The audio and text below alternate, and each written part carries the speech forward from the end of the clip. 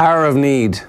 Hour of Need is really, because his name is Hourihane, so, I mean, don't have to, so better to sort that out. Well, his name is actually Hourihane.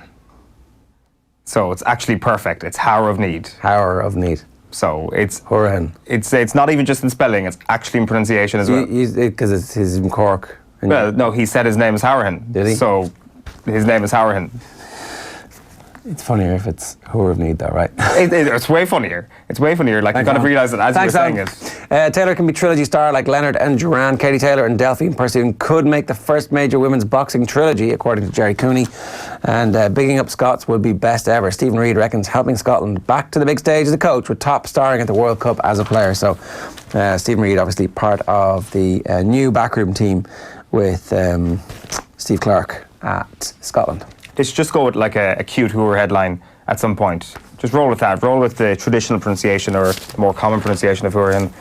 They're working harder on table tennis table than they do in training. That is Conor Hourihane as well, pictured at the front of the Irish Examiner sports section. He's bemoaning the mindset of young modern day footballers. Also in the Irish Examiner sports section, nothing to hide. Ireland captain Katie McCabe on her relationship, and sex and confident, but Bo has World Cup concerns. A couple of pieces in terms of media commitments over the last couple of days on the World Cup. And Graham Rowntree deal a step in the right direction for Munster. Yeah, we get Alan Quinlan's thoughts on the Graham Rowntree appointment a little bit later on, and it is understrength All-Ireland champs between a rock and a hard place. Ooh, someone's trying to build up a bit of drama about Dublin's processional march towards victory after Kerry not very good in the second half last week. We might just cancel the power rankings. Just update. Have you done them? While you were away, you were thinking about, like, you know, it's what, 1:45 and the last band is just about to come on, or the last piece of EDM for the evening. You're going into a sweaty, heaving tent. You're like, oh, Jesus, why did I have Limerick down so high? Yeah, just staring into the sunrise, thinking to myself, why on earth would the person I share a studio with even consider the fact that Limerick should have been higher? The fact that, like, do you remember exactly where they are? To be honest, you probably have a better knowledge than I do of actually where everybody is in the power rankings. I don't. I mean, Dublin could be without a number of frontline players for Sunday's Leinster football semi-final against Kildare Croke Park. Dean Rock, Johnny Cooper and Owen Merchant are struggling with their fitness battles ahead of the tie with Cian O'Neill's side. I'll believe it when I see it. You know, of those three, how many of them do you expect not to play? It doesn't matter. It doesn't matter who Dublin pick to play Kildare this weekend. Yes, it does. How? Because you need vital minutes on screen to actually persuade people to give you the All-Star at the end of the year. Oh yeah, I suppose. I can still play a vital role. Whelan vows to stay and fight for his Irish place. So, fair play. Glenn Whelan released by Villa. I kind of thought that Glenn Whelan would have been somebody Villa wanted around to play in the League Cup, at least, to set a culture in the dressing room, to do all that kind of stuff, to have the Premier League experience, having had the Premier League experience that he had with Stoke, that actually the pace of the game might have suited Glenn Whelan in the Premier League, but not to be. The Irish Times goes with School of Hard Knocks pays dividends for Conor Hourihane, and Whelan learned of Villa exit from 2 missed calls. It seemed that a journalist was as responsible of informing Glenn Whelan as Dean Smith was, and players won't be affected by crisis, says Mick McCarthy. They aren't FAI employees, they have nothing to hear it, they're not having to hear it, rather, read it or listen to it. Here we go. It is Sarri Homesick Blues boss is missing old lady. Except he means his ma. Maurizio Sarri's heart is pulling him from Chelsea towards Juventus. The homesick boss gave his biggest hint yet that he could return to Italy with the Serie A champs, who are known as the old lady, hence the reason for the headline. Now, Sarri, 60, said, for us Italians, the lure of going home is strong. You feel that something is missing. It was a heavy year. I began to feel the weight of distant friends, my elderly parents, who I rarely see. We're full of beans, and then there's a tin of mixed baked beans, original recipe, in tomato sauce. Mixed beans. Doesn't sound very nice, does it? No, it's absolutely rancid. Is Glenn for real? Glenn Whelan had a Real Madrid crack. They were on the phone, so the headline, is Glenn for real? Top of the morning to you. Joe, ready to go pro, exclusive. So Joe Ward is preparing to turn professional just 13 months out from the Olympic Games. It doesn't say... he has alerted promoters in the USA and the UK to his availability and will pick his promotional team in the coming weeks, which is a big blow to our Olympic hopes, and it's a big blow to his Olympic hopes, really, because he's obviously stuck around for the last couple of years with the express intention of winning a medal, probably gold at the Olympic Games, but it's not going to happen now. So here's the two-page spread in the Sun. Joe to go pro, but Egan says it could be big weight to carry. So we'll see. The Herald goes with Whelan focus on Irish career. Glenn won't take up Turkish offer on McCarthy's advice. That was one of the other lines yesterday, that Glenn Whelan was offered money from Turkey and from Major League Soccer, but it looks like he's going to stay in England. You've also got a picture there of Stuart Moore playing for Ireland yesterday as they beat England 42-26 in Santa Fe in the World Cup. Glenn Whelan in the MLS would be a brilliant novel Irish story. Just sort of going over to there and actually, I guess, playing some sense into the players, saying this is how you do it. If you really want to make it, if you want to actually get that big money move over to the UK, cross the Atlantic Ocean, you got to get through me first. He's like a mid-level boss in a video game, Glenn Whelan, if you went to the MLS. What's a mid-level boss? As in, like, a boss that's quite intimidating, but once you defeat that person, then you kind of know that you're going places. I'd basically like to see the standard that he sets in the MLS. Yeah, okay. That's fair enough. It's okay to be who you are. Ireland women's captain is hoping to change lives after revealing a relationship with teammate. Katie McCabe, the Ireland football captain, hopes she can change lives after publicly revealing her relationship with teammate Ruisha Littlejohn. The pair have been dating for 3 years and joined forces yesterday at the Aviva, where the insurance company is promoting its partnership with Pride Ireland 2019. The stadium was lit up in Pride's rainbow colours, and McCabe cut a relaxed figure as she became one of the few openly gay Irish athletes. McCabe and her teammate, obviously, became two of the few openly gay Irish athletes, so fair play to them. Really important that people have role models to look up to and can kind of see that this isn't a barrier to anything other than the idiocy of people being the only barrier. And Joe's legacy, Joe secured his legacy, says Sexton's the other story there. Johnny Sexton says Ireland's players are determined to give Joe Schmidt the dream send-off at this year's Rugby World Cup, but the Leinster captain believes the New Zealand's legacy is already secured. I have to say, I don't necessarily agree. I think that if he doesn't get out past a quarter-final, it's going to be like, yeah, Grand Slam, great. Championships, plural, great. European Cups, great. But what about the World Cup quarter-final? What happened? When did we become the 8th best country in the world? And yet, I don't know if you've noticed this, but the Springboks are now potentially the best team in the world / the second best team in the world. They've like transformed under their current coach, who obviously knows Ireland unbelievably well. So, would you rather play the All Blacks or the Springboks in the quarterfinals? Well, the thing is, I think we are getting ahead of ourselves a little bit in terms of the guarantee, in inverted commas, that it is going to be New Zealand that we play if we don't top our pool. Like, that is the very first match of that particular pool, the All Blacks against the Springboks, on the second day of the tournament, and actually a fantastic day of rugby. There's loads of brilliant games that day. Like, that is not a huge shock if South Africa beat New Zealand. No, not at all. No. Like, South Africa could easily top that pool. We could top our pool and end up playing the All Blacks in the quarter-final. Yeah. Could put in an amazing performance, lose 16-14. What's the legacy of Joe Schmidt then? Got beaten in the quarterfinal. I mean, what do you... So, like, you know, there's a very new... the people who are waiting, whose knives are already sharpened, the people who are waiting for the Irish rugby team to fail, you know who you are, will be like, and there'll be a more subtle analysis done from people who are like, yeah, Joe Schmidt had a great career and was a little bit unfortunate in that we ended up playing the All Blacks in the quarterfinals. Like, you know, nobody else got the All Blacks in the quarterfinals. Like, Kidney got beaten by Wales. I mean, come on, in the quarterfinals. Eddie got beaten, didn't make a quarterfinals in one of the years. Who did France.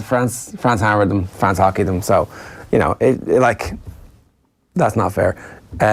Argentina beat us and hammered us. So that's a stain on his legacy. And if you go out the second time and you haven't done any better, what are you going to... Like, it's hard. The moral of the story here is just don't ever be happy. Because we were all smiling when we saw the pool. It was like Scotland, a little bit of a smirk, Japan, massive beaming smile. Oh no, we're drawn in the side of the draw with South Africa and New Zealand. So just don't ever smile, don't ever get happy until you actually know the full outcome. So until the bloodied corpse of the William Webb Ellis Trophy is sitting in your changing room at the end of the Cup final, the World Cup final, then don't be happy. The Racing Post goes with, where have the Aussie stars gone? Lure of Everest giving Royal Ascot a mountain to climb to attract the best. And then on the back page, it is Nations League. Dutch of class. Holland can continue their resurgence with Nations League glory. Here we go. I'll handle them. Ericsson will know he's in a game. Whelan. There you go. Glenn Whelan has volunteered to keep Christian Eriksen under lock and key in Copenhagen on Friday and promised the Danish danger man will know he's in for a game. So does that mean he's going to kick him? Is that what that means? He better. That's what that means. I mean, the whole country will cheer when Glenn Whelan kicks Christian Eriksen. We're not like, that's not our football culture, but like we appreciate that a job has to be done. Glenn Whelan is the man to do it, and he's going to take this one for the team. Rake his studs down the back of his calf. Isn't that what we want? Good raking a stud. Like nobody does it better than the Irish when it comes to raking studs. I don't think we need to do that. Ireland 42, England 26 in whatever sport. It doesn't really matter. That's a scoreline to rejoice for, and it was the under-20s in rugby. Crisis averted, but Cats can't call on Murphy. So Kilkenny's injury crisis is eased ahead of Sunday's eagerly anticipated Leinster Senior Hurling Championship match against Galway in Nolan Park. But all-star goalkeeper Eoin Murphy remains a few weeks away from making a full return. There was a thought that maybe Eoin Murphy would be gone for the entire season, so it's good to hear that he is on his way back. He fractured his tibia in a club game in April and has set the target of the Leinster Hurling final for his return. So that would be an amazing return if he does manage to make it back. Finally, for me, it's The Guardian. It's Joanna Conta who's eyeing her first major victory. This is my third time in a slam semi-final, she says. I'd like to go 1 and 2 steps further, with a picture there of Sloane Stevenson set after she was beaten by Conta. Yeah, so it's going to be Federer and Nadal in the semi-final. You're going to make sure you're watching that? Well, you have to. It's every time it happens now, you're like, this could be the last time. And we were saying that 5 years ago. And of course you are. You're never not going to watch that, especially on clay, because it definitely seems that they both had Indian summers in their career, but Federer's has been a little bit more Indian, as in it's he's had a bit more of a better twilight, let's just say. But the leveler has always been clay, or not even a leveler. It's just given Nadal a huge upper hand. Yeah, as in 100% record. Yeah. Okay, so just to go back to a couple of stories in the Irish Independent. I haven't done this already yet. Pogba ready for Juventus return if Real interest cools. French star prepared to rejoin Italian giants as Hazard tops Zidane's Madrid summer wishlist. Could Eden Hazard and Paul Pogba play in the same team? I'm not sure. Could they? Yes, they could. How would you do it? What? Well, Eden Hazard would play on the left of the three. Do you put Pogba into the number 10 role, is the question then? A lot of people would say no, absolutely not. Hazard's number 10. I actually kind of like Hazard on the left of the three. I really do. And so the less the question 4-3. The question then is you can't actually play a 10 there. So 4-2-3. 4-3-3. Well, it's 4-3. 4-2-3-1. For 4-2-3-1, yes, that would be the way you get that in, as in Pogba in the middle of the three, Hazard on the left, Jovic is the one, and then you kind of fill in the gap. I would still say that, like, if you look at the entire Real Madrid squad, when they have Hazard there, when they have Gareth Bale there, if they can get everybody happy and you can start Hazard and Gareth Bale in that same team, I know this is like a fantastical notion. That would be a fairly formidable outfit, and also, most importantly, a big departure from where they were this year, because that is kind of what they need. They need to kind of sweep clean the slate. I think they need the Bale money to pay for Hazard, though. That's what they've been suggesting, and they might need the Bale money to pay for Pogba as well. But the story this morning, as you just mentioned there, is the potential of Pogba going back to Juventus. Now, that also involves a little bit of a tinkering when it comes to finances and to personnel at Juventus. Like, who is the person you get rid of for Paul Pogba? There was some suggestion in that article that Paulo Dybala could be that person, or that Miralem Pjanic could be that person. And for me, it's like you look at those two players on form alone for their club over the past couple of seasons, and it's a bit of a gamble.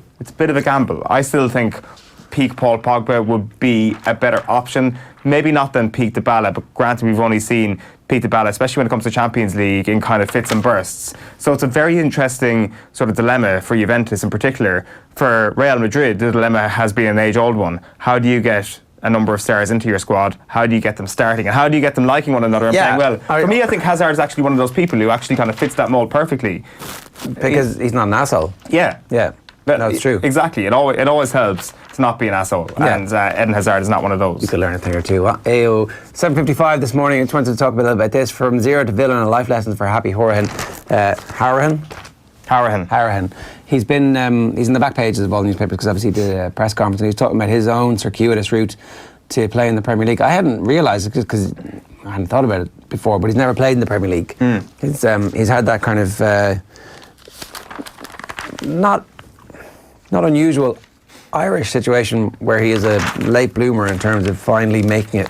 You know, you look at Keith Andrews' career, he was around about the same age that he makes the Premier League for the very first time and comes from fairly similar lower divisions, working his way steadily up, becoming club captain at an early age as well. Seems to have had an important impact. Hourihane is 28, played for Plymouth and ends up at various different stages. Keane was involved with Roy Keane, but didn't seem to get on with Keane. And then Peter Reid actually gave him a lifeline, and that seems to be the thing that gets him to the point where he's now, at 28, looking at the younger players who are in the academy and going, I wasted my time, you're wasting your time. The quote from the spend more time playing table tennis on the front of the Examiner this morning is literally that they'll come in, they'll do their 2 hours, they'll look at the senior players outside doing extra practice after practice, and they'll play table tennis with each other, and then they'll go home and play FIFA for the afternoon. And he's like, I mean, you know, he was kind of very concerned when his apprenticeship was up, the 2 years, that he was going to get sent home and that it would be a failure for him and his family. So, you know, we need these stories to get out there, and we need them to be injected into the Ireland under-20s in Toulon at the moment, like having somebody like that around. And I think that's the benefit of having somebody like Keith Andrews in Toulon saying, you can play FIFA for 4 hours this afternoon and be the best FIFA player in the world, and maybe if you're really good like David Myler, you might get loads of money out of it, but chances are you're not going to be David Myler at FIFA, and you're not going to make it playing football if you're that good. So I think these stories are important. Yeah, for sure. And it's encouraging that he kind of like talks about the way he actually needed to change his attitude a tiny bit when he was down there and when he was in the Last Chance Saloon, and that he managed to make that shift, that it is possible. It's not this thing that you're born with, that it's a good attitude or a bad attitude. You can work on an attitude and make yourself better in that regard. Coaches can work with kids in that regard and make them have a better attitude. So it's one of those things that is very fixable, and it's one of those gains that is actually quite a big game, because you can work on a vast array of different young people and improve them when it comes to their mentality. And as you say, someone like Keith Andrews would be well placed to say it. It also comes back to the whole Glenn Whelan thing.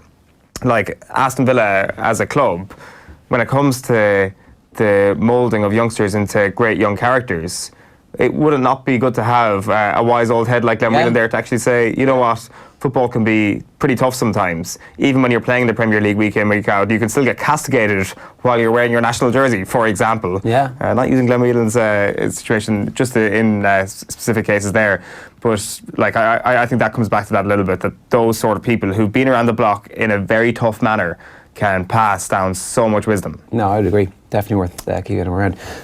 So I'm just going to show you this, because this is the Kerry team from the day that Eoin was talking about. Kerry 17, Galway 110 was the score in the replay in 2000. Declan O'Keefe in goals, Seamus Moynihan fullback, Mike Hassett, Mike McCarthy. That's not a bad fullback line, is it? No, not bad whatsoever. Mike McCarthy is left cornerback, Mike Hassett right cornerback, Seamus Moynihan fullback. Eoin Fitzmaurice centre back, kicked a point. Tom Sullivan, Tomas O'Shea. Not a bad half back line. Dara O'Shea, Donald Daly from midfield, Aidan McYarrelt, Liam Hassett, Noel Kennelly. Is he Tyke's brother? Yeah. Johnny Crowley, Darrell Caneja and Mike Frank Russell. A brilliant full forward line as well.